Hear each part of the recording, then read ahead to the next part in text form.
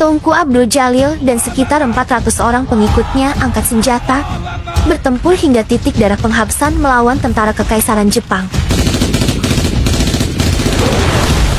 Ini adalah perang pertama rakyat Nusantara melawan pendudukan Jepang di bumi yang kelak bernama Indonesia.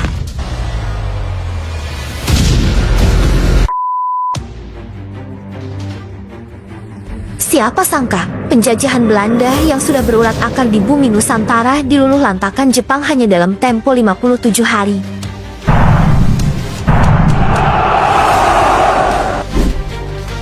Setelah takluknya pemerintahan Hindia Belanda, pasukan Jepang mendarat di Aceh pada 12 Maret tahun 1942. Sebagaimana banyak penduduk Indonesia dan Asia Tenggara lainnya, kedatangan Jepang disambut gegap gempita oleh rakyat Aceh.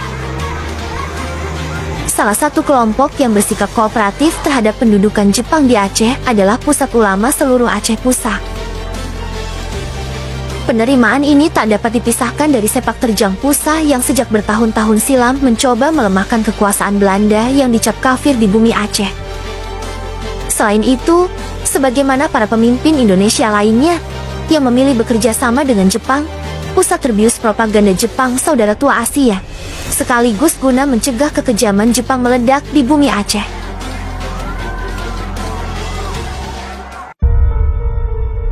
Namun seorang ulama muda dari kompleks Dayacot Peliem, Bayu Loksemawe, Tunku Abdul Jalil ternyata punya pikiran yang berbeda dengan Pusat. Bagi Tunku Abdul Jalil, haram hukumnya bekerja sama dengan penjajah, baik Belanda maupun Jepang.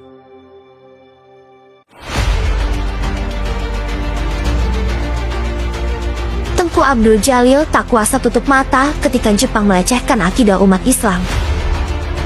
Misalnya, para tentara Jepang mandi telanjang di muka umum. Juga ritual Seikei-rei, penghormatan kepada Jepang dan kaisarnya dengan membungkuk ke arah bendera Jepang. Apalagi sikap dan tindakan kempeitai polisi militer Jepang, yang kesohor brutal bagi para pembangkang.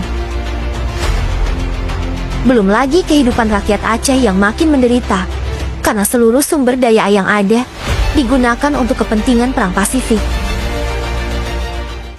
Genderang kemarahan pun bertalu-talu di sanubari Tunku Abdul Jalil. Akhirnya, dalam suatu ceramah di Kampung Krueng Lingka Baktiah, sekitar Juli tahun 1942, Tunku Abdul Jalil bertegas-tegas, rakyat Aceh harus melawan Jepang yang telah menyebabkan kekacauan dan penindasan di tanah Aceh. Mata-mata Jepang segera melaporkan seruan Tunku Abdul Jalil itu ke kantor Kempeitai yang berkedudukan di Sigli. Akibatnya, Gunco dan Sunco, kepala distrik dan subdistrik, Laok Sumawe dan Bayu diperintahkan untuk menekan Tunku Abdul Jalil. Namun, Tunku Abdul Jalil tiada gentar.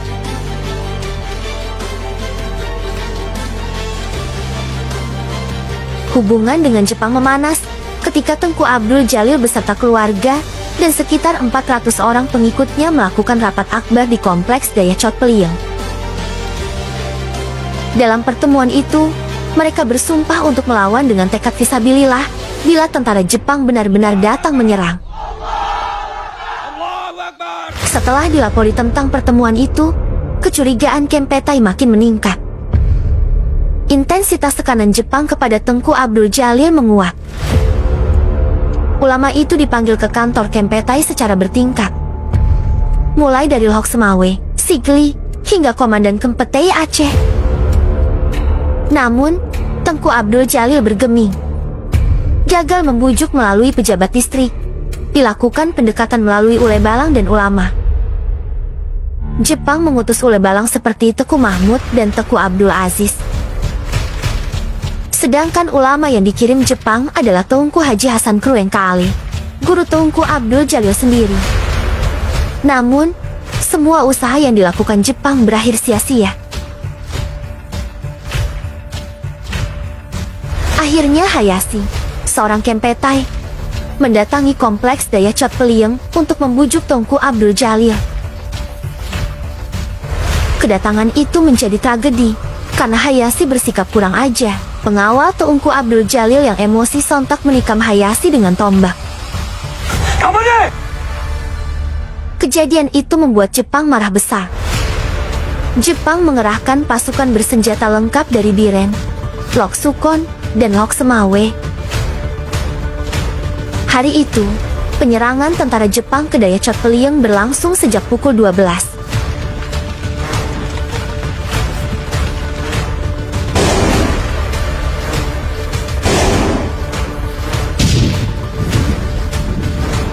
Empat jam bertahan menghadapi tembakan meriam tentara Jepang.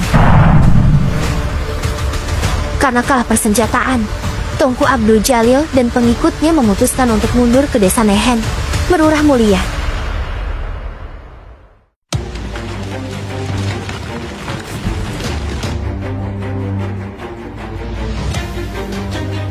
Sekitar pukul 16, pasukan Jepang menguasai kompleks Daya. Usai penyerangan, tentara Jepang membakar habis semua bangunan Dayacot Peliyeng, masjid, dan 11 rumah penduduk yang berdekatan, termasuk rumah Tengku Abdul Jalil. Dalam pertempuran itu, setidaknya 86 pengikut Tengku Abdul Jalil mati syahid. Meskipun berhasil menyelamatkan diri ke desa Nehen, mara bahaya tidak lantas lenyap.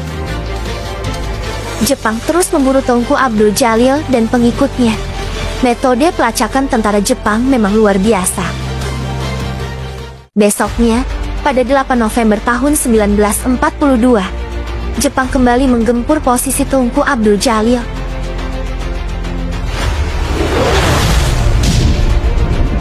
Pertempuran itu menewaskan 4 pengikut Tengku Abdul Jalil. Ulama beserta pengikutnya itu terpaksa bergeser ke Munasa Blangbulo. Namun, lagi-lagi posisi pelarian itu dengan cepat tembus Jepang.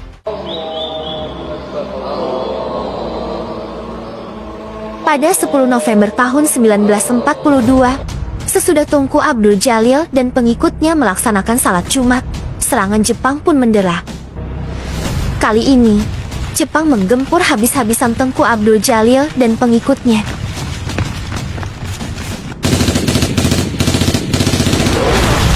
Pertempuran terjadi dari siang hingga langit berubah gelap. Namun serangan itu bukan untuk membuat Tengku Abdul Jalil dan pengikutnya bertekuk lutut, melainkan untuk membinasakan. Jepang bahkan tidak peduli dengan penduduk desa yang tidak terlibat langsung dengan perlawanan Tengku Abdul Jalil. Akhirnya Tengku Abdul Jalil dan pengikutnya bertempur hingga titik darah penghabisan.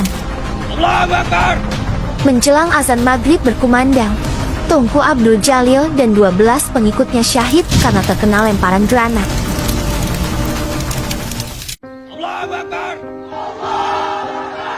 Selama Perang Bayu, 109 orang pengikut Tengku Abdul Jalil wafat dan 5 orang ditahan Jepang. Sementara di pihak Jepang tak diperoleh data jumlah tentara yang tewas akibat perang tersebut.